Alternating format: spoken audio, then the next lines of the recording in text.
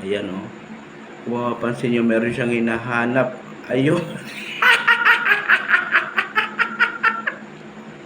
Nandun sa ilalim yung yung parang mangkok. Diyos ko, Ginoo.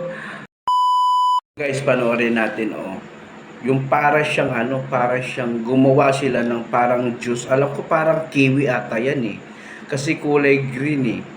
Kiwi. Ayan, nilagyan pa ng iwan ko saan galing. Anong klaseng juice yun. Baka asukal na tinunaw. Ayan, so nilagyan pa ng parang kulay green. Parang kiwi nga siya. Kiwi or parang barley. Kasi kulay green eh. Tapos nilagyan lang yelo. So mga lahat talaga nanggagaling sa kamay nila, no? Tsaka nila, ano pa nilagay niya? Ako ni Kuya. Baka pampaano yun. Para siyang pampabango. Ayan. Baka buko pangdan yun. Ayan. Saka nilagyan, ano yung klase nilagay yung mga parang paminta yata yan. Or pampano yan? Pampabango. Ayan. Di natin alam kung ano yan. So, hinalo ng hinalo. Ayan o. Kung mapapansin nyo, meron siyang hinahanap. Ayun. Nandun sa ilalim yung yung parang mangkok. Diyos ko, Ginoo. Ayan o, habang, nga, mayroon siya pag lumubog na lang. Tumikim. Yung panghalo niya lubog, so hahanapin na naman, kakamayin na naman niya yun. Pagkuha. O, di ba? Grabe. Ayan o. Yan, may nabibili na. Talaga, ang dahil bumibili guys. So, tinan mo. Mapapasin eh. Hindi ko alam kung anong klaseng parang chicharon ata, yung parang tinapay or parang siyang piniritong tinapay. Nilalagay niya yung laman sa loob kasi sinasawsaw. Ayun, no? So, kasi yung pinakasos niya. Pero juice siya kasi lagyan ng yelo eh. Ang daming bumibili guys. So, masarap yan. Masarap yan kasi ang daming bumibili, di ba?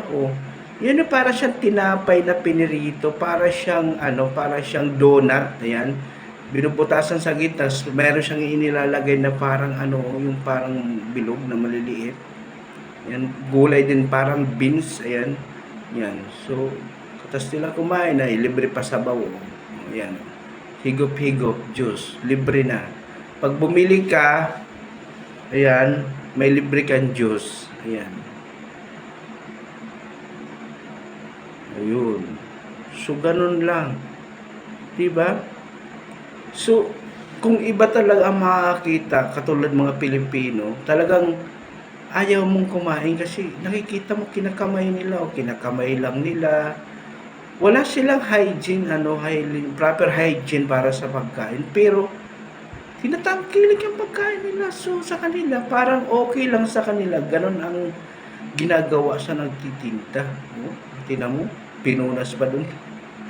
Diyos ko, Ginoo ko. Ayan. Kakaiba. Pero guys, sa totoo lang yung mga ganitong luto nila, mga ganitong paninda nila, masarap yan. Kasi, nung nandun ako sa Saudi, nakakatikim ako ng mga ganyan. Pero ito, hindi ko pa natikman yan. Mga luto na Indiano, nakikita natin kinakamay. Pero ang sarap. Ang sarap. Ang sarap ng luto nila. More on curry sila, maanghang. Pero yung mga ganitong bibihira lang ako. Nakikita ko lang ito dito sa Facebook. Ayan, salamat sa panonood. Thank you. Follow and share. Bye-bye.